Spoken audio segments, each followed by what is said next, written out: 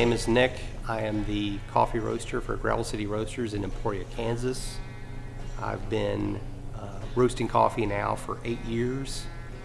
Started off roasting coffee, it was on a whim. I just got kind of sick of spending a great deal of money on pre-roasted coffee from our roaster, and I thought I would give my, take a shot at it myself and see if I could do it. My wife wasn't too encouraging at first. She said that coffee roasting, not anybody can do it, that there's a science to it. And then I reminded her that in my day job, I'm actually a scientist. So I figured, I think if I can follow simple instructions, I should be able to roast coffee. And it turns out it is a science and an art. There's both there in coffee roasting.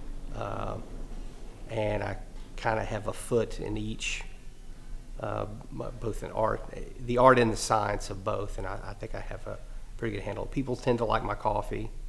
And I'm glad, because I like roasting coffee, and I like that people like my coffee.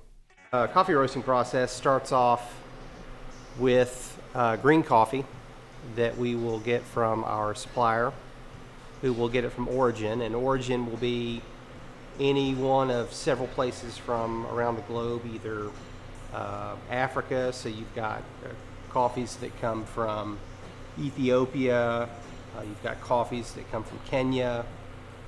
Then in Asia, there's lots of places where we get coffee. India is one, Indonesia, and then within Indonesia you've got islands like Java, which is where the slang term for coffee comes from, and then Papua New Guinea is another popular place. Over in this hemisphere, the places where we're going to get coffee, in the United States, we can get coffee from two places. One is Hawaii, and the other one is Puerto Rico. But outside of that, there's no U.S. source for coffee, just because of the restraints under which coffee has to be grown. It has to be grown at a high elevation, and then the temperature can't get too cold. So it generally will be in a region that falls somewhere between the two tropics. Around the equator is where you're going to find this. So high elevation near the equator is what you're looking for. So we get the coffee in. It's green. It'll come in bagged, usually 60 or 70 kilo bags is what it comes in. So you'll find that there's two kinds of people who can make that conversion from kilos to pounds very easily. One is a drug dealer, and then the other one is coffee roasters. So a kilo to pounds, it's about 2.2 pounds for every kilo of coffee. So, and that would work with, I guess, just about anything. But coffee comes in green, we get it. We'll fire up the roaster, as you'll see. There are two kinds of, just generally speaking, two kinds of coffee roasters. When we're talking about commercial roasters, one will be the drum roaster, and the other one is a fluid bed roaster. So both of them, the elements that you need heat, you need time and motion. All three elements have to be there for a coffee to roast from green to roasted.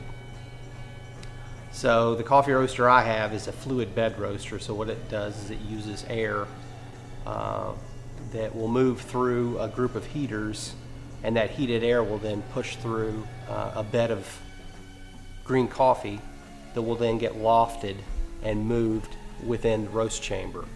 The beans themselves will get an internal temperature of somewhere around 430 degrees. The roast chamber will get up in high 600 degrees range Fahrenheit. And a roast time can vary depending on the size of the bean load, which we're going to do a 10-pound roast. It's going to take me anywhere from about 10 to 15 minutes.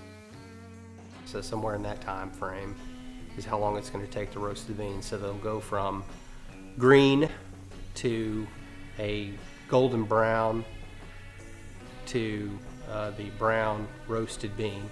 And at some point, what will happen is you'll hear what they call first crack.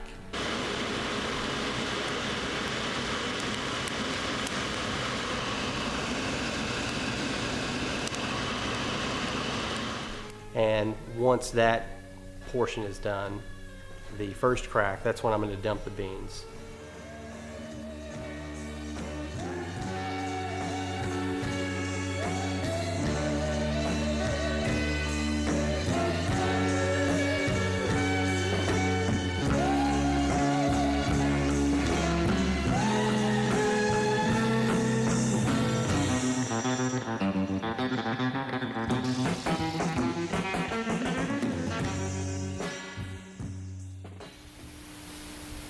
So, can I get off my soapbox now?